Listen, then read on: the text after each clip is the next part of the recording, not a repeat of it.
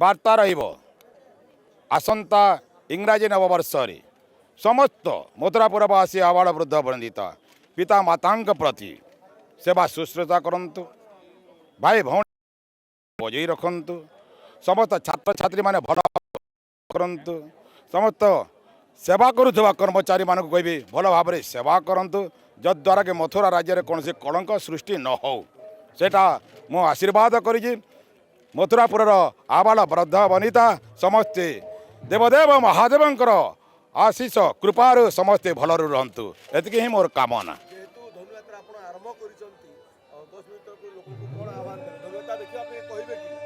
ନିଶ୍ଚିତ ଭାବରେ ପ୍ରତ୍ୟେକ ଦିନ ଜଣାଉଛି 4 ଦିନ ବ୍ୟାପୀ କରୁଛି ଧନୁଯାତ୍ରା ମହୋତ୍ସବ ଆସିବେ ବଣଜାତି ଗଲ ତା ସହିତ ଆସିବେ ଗୋପପୁରବାସୀ ସମସ୍ତେ ମଥୁରାପୁରବାସୀ ସମସ୍ତେ ଆସିଲେ ସମସ୍ତଙ୍କର ଆନନ୍ଦ ଉଲ୍ଲାସରେ ମୋର ଧନୁଯାତ୍ରା ବହୁତ ସରସ ସୁନ୍ଦର ହେବ।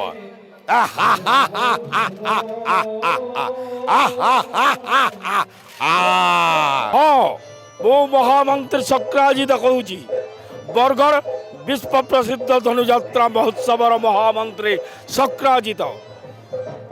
ଆଉ କିଛି ସମୟ ପରେ 2025କୁ ବିଦାୟ ଦେଇ ନବବର୍ଷ 2026 ନବବର୍ଷ ଆଗମନ କରୁଛି। ଏଣୁ ସମଗ୍ର ବିଶ୍ୱବାସୀଙ୍କୁ ମୁଁ ସମସ୍ତଙ୍କର ମଙ୍ଗଳ କାମନା କରି ଦେବଦେବ ମହାଦେବଙ୍କ ଠାରେ ପ୍ରାର୍ଥନା କରୁଛି ସମସ୍ତେ ନିରୋଗ୍ୟ ରହନ୍ତୁ ଧନ ଜନ ଗୋପ ଲକ୍ଷ୍ମୀ ପରିପୂର୍ଣ୍ଣ ହେଉ ସମସ୍ତେ ଶାନ୍ତିରେ ରୁହନ୍ତୁ କୁଶଳତାର ସହିତ ନିଜର କାଳାତିପାତ ଜୀବନ ବିତାନ୍ତୁ।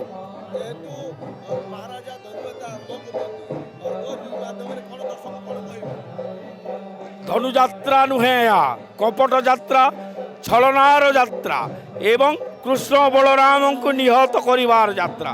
କିନ୍ତୁ ମୁଁ ମହାମନ୍ତ୍ରୀ ଶକ୍ରାଜିତ ମୁଁ ଜାଣିଛି ସେଇ ଗୋଳକ ବିହାରୀ ବିଷ୍ଣୁ ଆଜି ଦ୍ୱାପର ଯୁଗରେ କଂସଙ୍କୁ ନିହତ କରିବା ପାଇଁ ଜନ୍ମ ନେଇଛନ୍ତି।